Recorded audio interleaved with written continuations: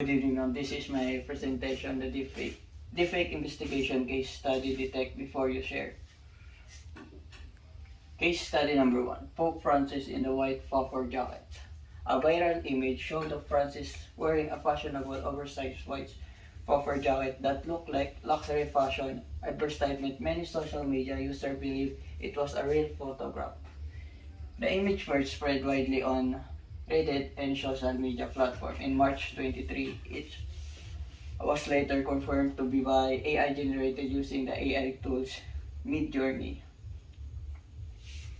Signs that indicate it's it.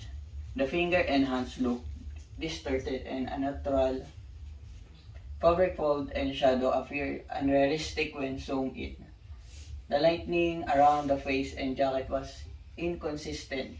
Pope Francis is not known for wearing luxury streetwear fashion. Edit nga naman. Verification method use.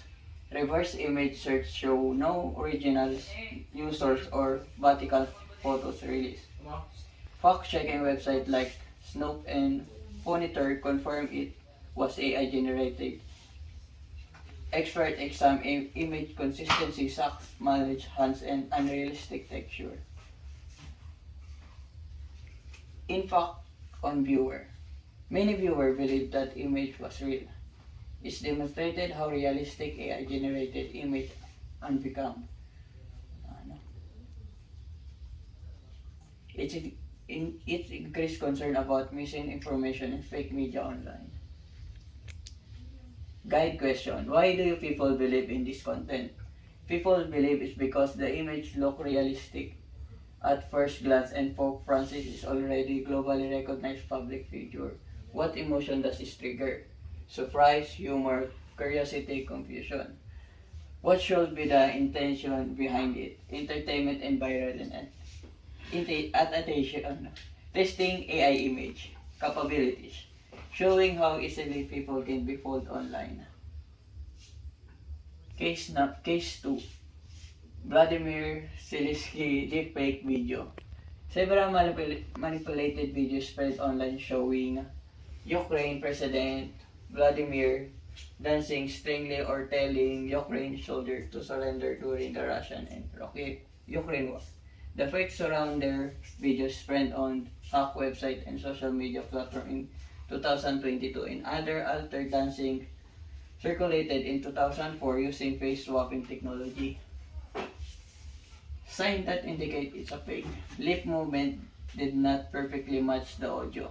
Facial expression appeared unnatural.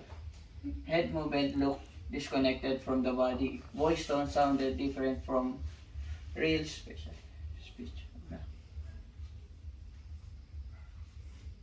Verification method use. Fact-checking organizations trace the original source video. Reverse video search and identify the original than who body was used. Official statement from Zelensky and Meta confirmed the videos were fake. Impact on viewer.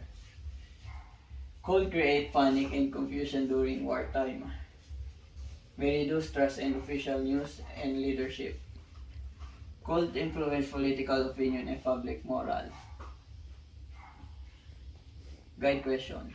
Why do you people believe this content? People trust video evidence more than text, especially during the major world events.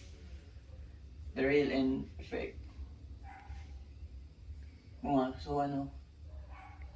Color. What emotion does it trigger? Fear, shock, anger, and doubt. What could be the intention behind it? Political propaganda, spreading missing information, weakening public trust and morality. And the last conclusion, deepfake are become more realistic because of advance in artificial intelligence. This fake image and video can spread missing information quickly and influence public opinion. Before sharing online content, people should: number 1, verify the source. Number 2, use reverse image research. Number 3, check the fact and checking the website. Number 4, look closely for a visual inconsistency being digital responsible help prevent the spread or fake information online. That's all po. Thank you.